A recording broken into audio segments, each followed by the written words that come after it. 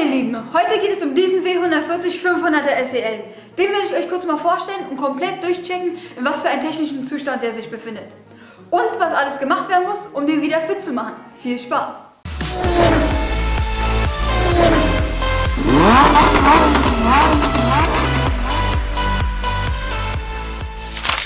Vor ein paar Tagen rief mich mein Bekannter an und erzählte mir, dass er sich sein Traumauto gekauft hat. Dieses hier. Einer der fettesten S-Klassen, die jemals gebaut wurden. So weit, so gut. Aber jetzt kommt's. Er sagte mir, dass er ganz wenig dafür bezahlt hat. Und der gesamte Zustand vom Fahrzeug sehr desolat sei. Jetzt soll ich den gesamten Wagen durchchecken und ihm sagen, was alles gemacht werden muss. Ich würde sagen, quatschen wir nicht lange rum und gucken uns mal das technologische Wunderwerk von damals an. Das ist noch einer von der ersten Generation. Der ist Baujahr 92. Ab, ich glaube, Baujahr 94 gab es ja dann das Facelift-Modell. Der hat einen 5 Liter V8 Motor mit 326 PS, einer 4-Stufen-Automatik und schafft es mit 2,2 Tonnen Leergewicht immerhin noch in 6,7 Sekunden von 0 auf 100. Das ist schon beeindruckend.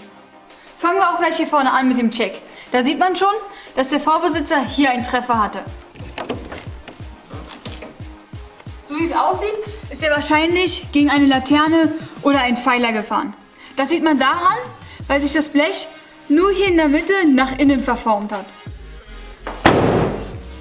Dabei wurde die Motorhaube nach hinten geschoben und die Scharniere wurden nach oben verbogen. Dann sieht man hier an der Ecke, dass einer schon probiert hat, den Schaden zu beseitigen und dabei die Ecke nach unten gebogen hat. Sehr schlau.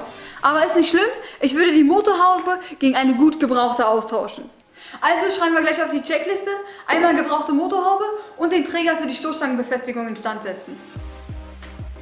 Was einem auch gleich auffällt ist, dass einer der Vorbesitzer wahrscheinlich zu viele Gangster-Rapper-Videos geschaut hat und den Wagen vorne so tief gelegt hat, dass die Räder schon an den Rathausschalen schleifen. Sowas geht natürlich gar nicht, da müssen andere Federn rein. Die Fahrertür hat hier eine langgezogene Delle. Der Lack in der Griffmulde löst sich hier auf. An der hinteren Tür auch. Das Weiße hier an der Heckscheibe ist ein generelles Problem bei den W140ern. Durch die Doppelverglasung dringt Luft ein und dann wird es so milchig. Da hilft nur ein Austausch oder mit Leben. Wo diese Modelle gerne rosten, ist an den Türkanten. Da sollte man immer einen Blick drauf werfen. Wie man sehen kann, ist hier die Ecke schon sehr verrostet. An der hinteren Tür hält sich das noch in Grenzen. Dann rosten die im Bereich, wo die Öffnung ist für den ausfahrbaren Griff. Da hat auch schon einer Rost weggemacht und was drüber gepinselt. Naja, dann immer gucken über den Kofferraumschloss. Wie man sieht, ist er auch schon ganz schön verrostet. Wo die auch ganz gerne rosten, ist hier um den Antennenfuß. Hier hat er mal nichts. Und um die Peilstäbe. Hier ist es auch okay. Hier an der Tankklappe löst sich auch der Lack. In der Griffmulde auch. Da haben wir wieder eine langgezogene Delle. Am Außenspiegel fehlt auch Lack. Und hier am Kotflügel rostet es auch. Oh Mann, so langsam habe ich die Befürchtung, dass es eine sehr lange Liste wird. Jetzt schauen wir uns noch die Türkanten von den Beifahrerseiten an.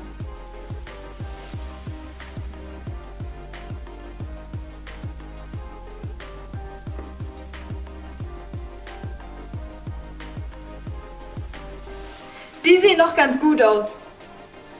Nun gucken wir mal unter die Haube.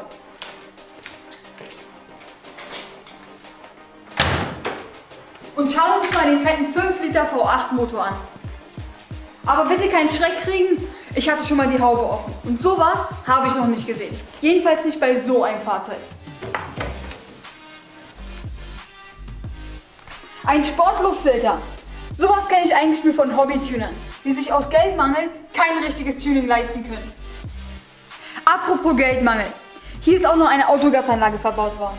Aber bestimmt nicht wegen den billigen Autogaspreisen, das hat man ja mit einer S-Klasse nicht nötig. Sondern bestimmt der Umwelt zuliebe. Ist auch sehr professionell installiert worden, wie man sieht. Der Sportluftfilter fliegt raus, da kommt wieder der Originale drauf mit der Abdeckung. Die habe ich im Kofferraum gesehen. Ich hole die mal schnell.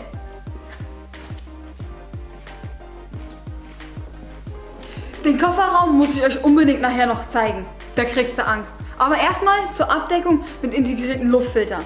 Die kann man wegschmeißen.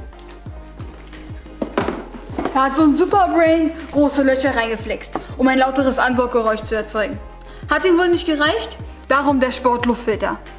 Muss man neu besorgen. Da fehlen ja auch noch die 2 Kunststoffrohre und die Abdeckung hier. Aber der Motor ist soweit okay. Der hält nur ein wenig hier, wo der Sensor ist. Und hier aus der Ventildeckeldichtung. Das ist schon mal ganz gut. Können wir die Haube wieder zumachen. Als nächstes schauen wir uns den Innenraum an. Da ist es ganz wichtig, wenn ihr euch für so ein Fahrzeug interessiert, wirklich alle Schalter und Hebel auszuprobieren. Denn wenn da was kaputt ist und ihr es nicht selber reparieren könnt, wird es in der Werkstatt richtig teuer. Also vorher alles prüfen und wenn was defekt ist, gleich den Preis runterhandeln. Hier kann man gleich bei den Türen anfangen. Wenn der Softclose hat, alle Türen überprüfen, ob die richtig rangezogen werden. So ein Türschloss mit Zuziehhilfe gebraucht kostet schon mal 300 € ohne Einbau. Machen wir mit den Sitzen weiter. Wie man hier sehen kann, ist der Fahrersitz völlig verschlissen. Sowas kostet in der Regel ca. 300 €. Den will ich auf jeden Fall wechseln. Der Beifahrersitz hat es auch schon hinter sich. Das ganze Leder ist gerissen. Der ist aber billiger und liegt gebraucht so bei ca. 150 €. Den würde ich auch wechseln. Die Sitze hinten sind noch in einem sehr guten Zustand. Der hat sogar Einzelsitze. Das findet man bei den Modellen selten. Jetzt prüfe ich alle Schalter und Hebel durch. Das wird erstmal eine Weile dauern. Wenn ich damit fertig bin, sehen wir uns gleich wieder. Noch ein Tipp: Wenn ein elektrisches Heckrollo verbaut ist, wird es mit hoher Wahrscheinlichkeit nicht funktionieren. Ich drücke mal drauf und geht nicht. Das ist eine Krankheit bei den 140ern. Bis gleich. So, habe alles gecheckt und erstaunlicherweise habe ich bis auf das Heckrollo nur noch eine Sache gefunden, die nicht in Ordnung war. Und das ist der elektrisch verstellbare Rückspiegel. Der fährt zwar noch hin und her,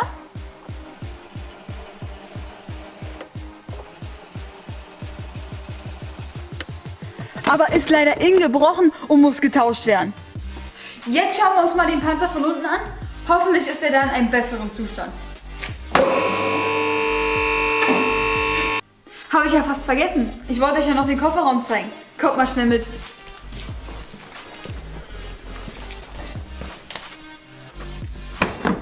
Der Griff ist cool, oder?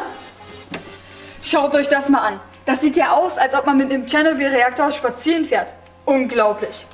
Kein Reserverad mehr, kein Platz im Kofferraum. Also die Optimallösung wäre das für mich nicht. Schnell wieder zu das Ding.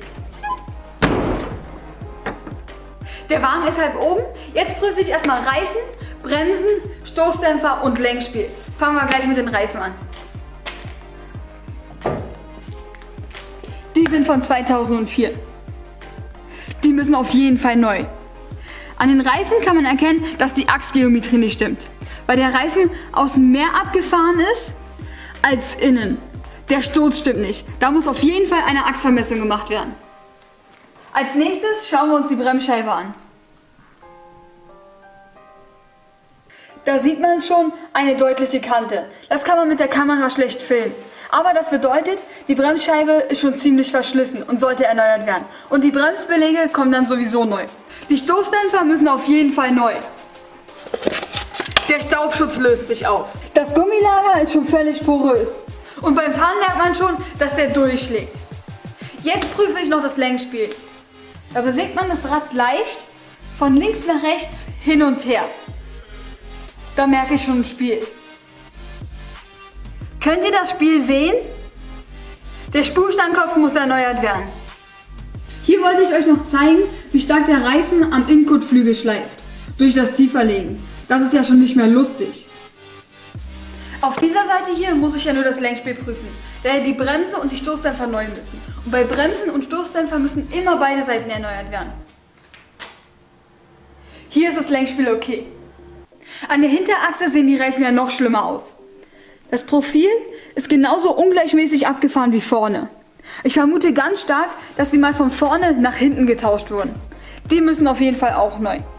Die Bremsscheiben hinten müssen auch erneuert werden. Da sind Riefen drin und der Rost hat sich schon ziemlich tief ins Material gefressen. Sowas deutet immer auf lange Standzeiten hin. Der Benz ist ganz oben, jetzt geht's unten weiter. Die untere Abdeckung fehlt hier schon. Dann ölt er aus mehreren Bereichen. Hier aus der Servopumpe, die ist undicht. Da muss man schauen, wo es da rauskommt. Dann ist der Bereich hier verölt. Das kommt von der Ventildeckeldichtung. Die muss erneuert werden. Jetzt kommt ein generelles W140er Problem und das ist das Lenkgetriebe. Das wird hier hinten meistens undicht, so wie hier, wo die Lenksäule rangeht. Da sitzen zwei Simmeringe und die kann man nur tauschen, wenn man das Lenkgetriebe ausbaut und zerlegt. Also ein großer Aufwand. Was auch eine Schwachstelle bei denen ist der obere Querlenker. Das Gelenk ist ausgeschlagen und die Staubmanschette reißt dann so wie hier. Der muss neu. Der Bremsschlauch ist total porös. Der muss auch neu.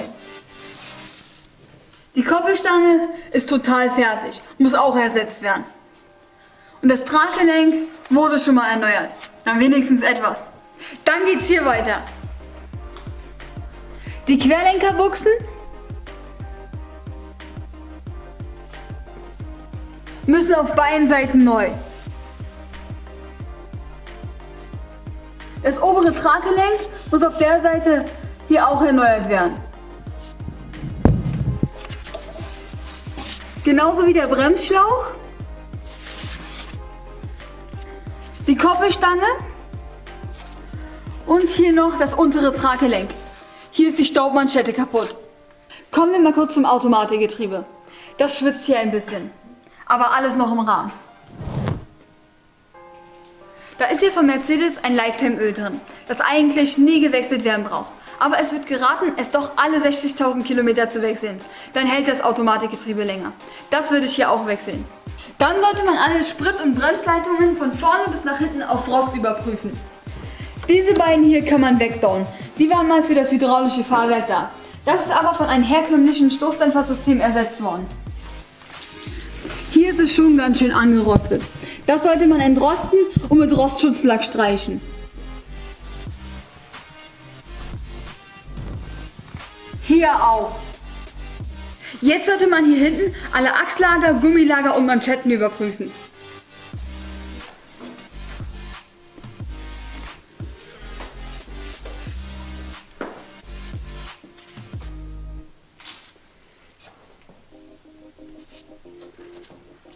Hier sieht alles gut aus. Der Bremsschlauch wurde schon erneuert.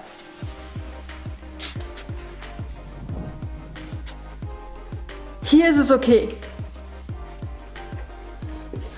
Ups, hier fehlt schon eine Befestigungsschraube am Differential. Das ist nicht so gut, da muss ich eine neue besorgen. Der Bremsschlauch wurde hier auch erneuert.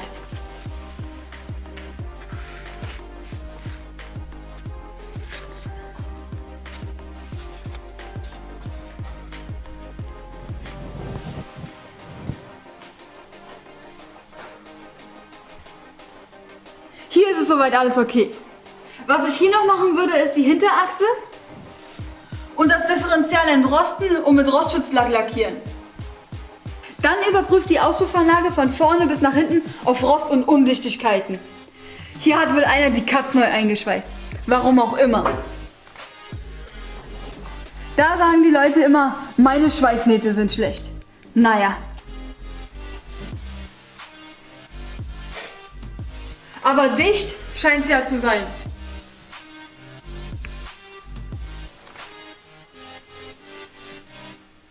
Ach so, was mir noch eingefallen ist, was man beim W140 immer prüfen sollte, sind die Warnheberaufnahmen. Und die Radläufe. Da sind die ziemlich rostanfällig. Jetzt bin ich so langsam durch mit dem kompletten Check. Eigentlich kann man das Video auch als Kaufberatung nehmen, für die W140er Reihe. Denn ich habe ja alle Mängel und Schwächen aufgezeigt. Und mein Bekannter hat eine Mängeliste von 3 Seiten, die teilweise sehr kostenintensiv sind. Ob sich das da überhaupt noch lohnt, den Wagen wieder aufzubauen, ist auch fraglich. Wahrscheinlich würde man für das Geld, was man da noch reinstecken muss, ein Fahrzeug bekommen, was in einem viel besseren Zustand ist als dieser hier. Aber ich muss das ja zum Glück nicht entscheiden. Vielleicht könnt ihr meinem Bekannten dabei helfen, eine vernünftige Entscheidung zu treffen, indem ihr in die Kommentare schreibt, was ihr machen würdet. Diesen Wagen wieder neu aufbauen oder den wieder verkaufen und für mehr Geld einen Wagen im besseren Zustand kaufen. Ich bedanke mich jetzt schon für jeden Kommentar. Egal wie sich mein Bekannter zum Schluss entscheidet, wenn man so ein W140er Modell als 500er SEL im guten Zustand jetzt kauft, hat man eine gute Geldanlage. Denn billiger als jetzt werden die nicht mehr werden. Und in 3 Jahren ist der hier schon ein Oldtimer. So, das war's auch schon wieder für heute. Wenn es euch gefallen hat, lasst mir einen Daumen nach oben da. Und wenn ihr mich immer noch nicht abonniert habt, auf den Abo-Button draufklicken. Also, bis zum nächsten Mal, eure Gina.